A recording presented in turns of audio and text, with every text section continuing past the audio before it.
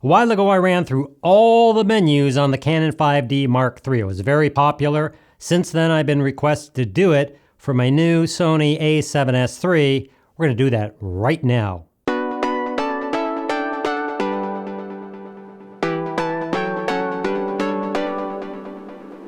So for all the Canon users, fine, go check out the video. That's going to appear somewhere down here. It'll tell you about all the settings.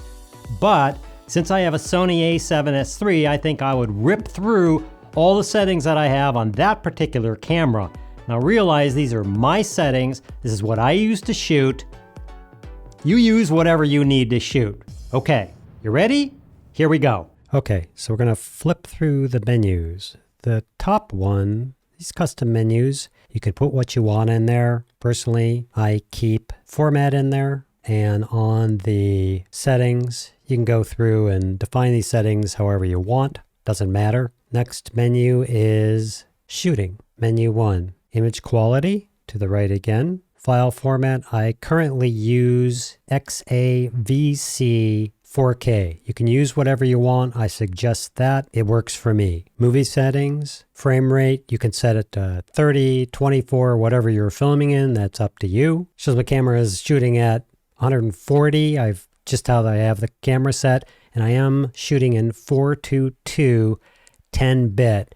Again, you can shoot with whatever you want. That's just the setting I use. Next menu, S&Q settings. I have the record frame rate set to 24p, the frame rate set to 120 FPS, record settings set to 100M, 422 10-bit. Proxy settings, I don't use proxies at all. APS-C 535 shooting, not applicable. Lens compensation. Shading comp, I have on auto. Chromatic aberration comp, I have an on auto. Distortion comp in this mode is not applicable. Now format settings, of course, the first thing up top is you can format your cards. It's very simple. You just decide which format. Currently I have one card in there. You could pick one, you can pick two, whatever you want to do. Record media settings. The priority for my media is I want it to start in slot 1. Recording mode, I just keep it on standard. Auto switch media, that tells you when it gets to the end of one card, it will automatically switch to another card. I just leave it off. Recover image DB, that's if you want to recover the image database. If you have a problem or something frags on your card, that's how you would do that. Next, we have display media info. This is simply the info about the cards that you have online. Next, we have file settings, file number. All these are for setting what the file names will be named if you want to reseed everything. I just ignore it for right now. Next, we have shooting mode, your exposure mode. Currently, I have mine set to manual exposure. I set it to a manual. You would have control. You can play with the other settings. I don't think it's necessary. We're not shooting an S&Q right now, so this menu isn't available. Exposure control type, I leave it on this mode. Don't worry about the other one. That's not available. This is the memory recall settings for the camera. It's not available at the moment. This is how you set the memory. You could play with this however you want. I would use the settings that I show here. This is a memory recall media. It's currently set to slot 1. Set it to whatever slot you want the memory recall, depending on which card you have in slot 1 or 2. I use slot 1.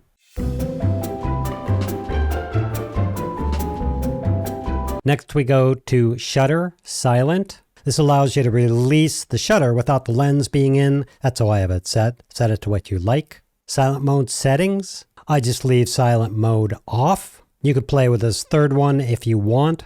Silent mode, you could turn that on or off. I leave mine off. Target function settings. I just leave this to the standard mode and the other one to off. Set it to what you like. Back out. Next we have audio recording. Audio recording, obviously you want that on if you want to get a recording. Audio rec level, you just go in, you set it to whatever you want. I keep mine at 20.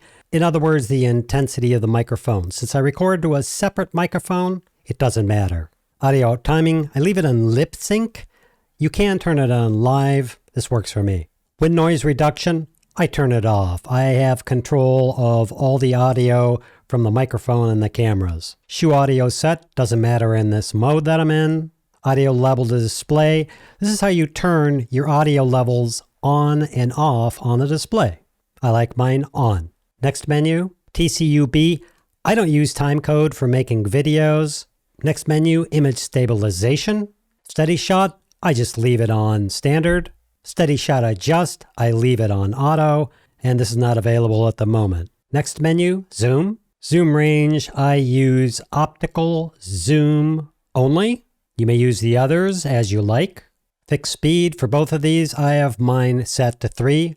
Adjust to your own preference. Zoom speed again, I have variable, and they're both set to 3. Back out, now shooting display. These settings, they're all about grid lines. Do you want them displayed on a screen while you're shooting or not? All personal preference, set to how you like it. Marker display, some people like markers on the top, on the bottom, safety guides, etc.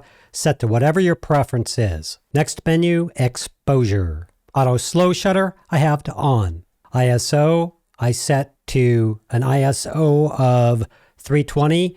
Again, when you're using the camera and before you shoot, depending on what you're going to set the ISO to, it's going to differ where you're shooting. The range limit, that's up to you. You can have it pegged so it will peg out at 63,000 or whatever you want. Set it to whatever you want. I leave mine all at the max settings. The auto manual switch, we're currently recording. I'd leave mine on manual. Next menu, exposure compensation. I have mine set to 0. Here you can reset the value. This is the steps that your exposure go through. I use 0.3. Exposure standard adjustments. This tries to automatically adjust your exposure.